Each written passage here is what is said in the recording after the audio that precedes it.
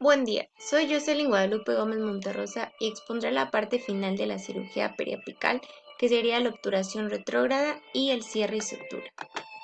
El objetivo es hacer una cavidad en el ápice radicular resecado cuyas dimensiones sean suficientes para aplicar un material para el relleno del ápice radicular y para evitar al mismo tiempo cualquier lesión innecesaria de las estructuras del ápice radicular.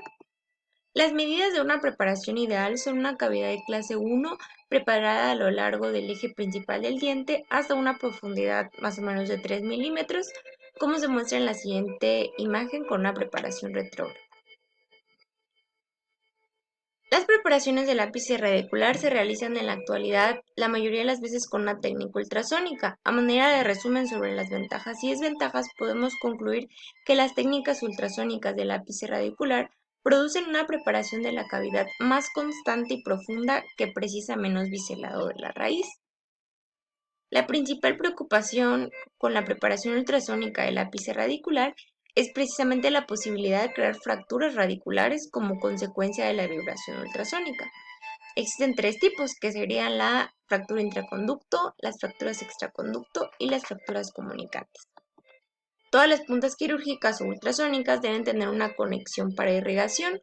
La utilización de un instrumento ultrasónico en los tejidos periradiculares sin una irrigación adecuada produce un aumento de temperatura extremo en los tejidos. Este aumento puede lesionar los tejidos pulpares y periodontales. El material ideal para la obturación del ápice radicular sería el contenido del sistema del conducto radicular en el interior del conducto, impidiendo la salida de las bacterias. La principal función de la retroobturación es sellar el sistema de conductos radiculares después de la apicectomía. Estas son las principales propiedades de los materiales de obturación. Pueden ser reabsorbibles, biocompatibles, estables dimensionalmente a lo largo del tiempo, deben inducir a la cementogénesis y su manipulación y tiempo de trabajo no deben ser muy complicados. Se han utilizado muchos materiales para la obturación del ápice radicular, como la gutapercha o amalgama, pero de 10 años para acá se han usado otros, como el cemento de óxido de zinc-genol, el IRM o superiva, ionómero de vidrio, diaquet, resinas compuestas, hasta híbridos de resinas con ionómero de vidrio, y el MTA, que es el agregado de trióxido mineral. En las diapositivas se explican las ventajas y desventajas de cada material, pero por cuestiones de tiempo se expondrán solo los dos materiales más usados y que mejores ventajas tienen.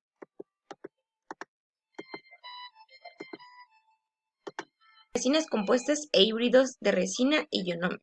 Aquí se utilizan dos materiales basados en las resinas compuestas, el Retroplast y el Gelistor. Dentro de las ventajas de estos materiales, encontramos que estos materiales tienen menos fugas. En el caso del Retroplast, favorece la formación de tejido duro en el ápice radicular, y en el caso del Gelistor, menos filtración. En el caso de las desventajas, la contaminación por sangre durante el proceso de unión reduce la fuerza de la unión y aumenta la filtración, y a veces pueden tener un efecto citotóxico. Se utiliza también el agregado de trióxido mineral o MTA, que es un material que se desarrolló específicamente para la obturación del ápice radicular. El MTA impedía la filtración, también como la resina compuesta y los cementos de ionómero de vidrio, pero su fraguado no se afecta con la presencia de sangre. Dentro de las características principales del MTA encontramos que es menos radiopaco que la amalgama, pero es más radiopaco que el superiva y el IRM. El tiempo de fraguado es más prolongado y menor resistencia a la compresión, es menos citotóxico, etc. Algunas desventajas son en cuanto a que es difícil la manipulación, pero desde una perspectiva biológica y la regeneración de los tejidos radiculares va en primer lugar el MTA y luego el retroplast. Aquí se muestra una imagen de cómo se obtiene una cavidad retrógrada. Y ahora vamos a hablar del último paso para realizar una cirugía periapical una vez obturada la preparación retrógrada, que sería el cierre y la sutura. Para dar por terminada la cirugía y proceder al cierre se deben seguir estos pasos. Sería primero tomar la radiografía con el colgajo para evaluar que no haya algún objeto extraño, raspar e irrigar la zona de la osteotomía con suero salino o agua estéril para eliminar cualquier resto de agentes hemostáticos y materiales de relleno.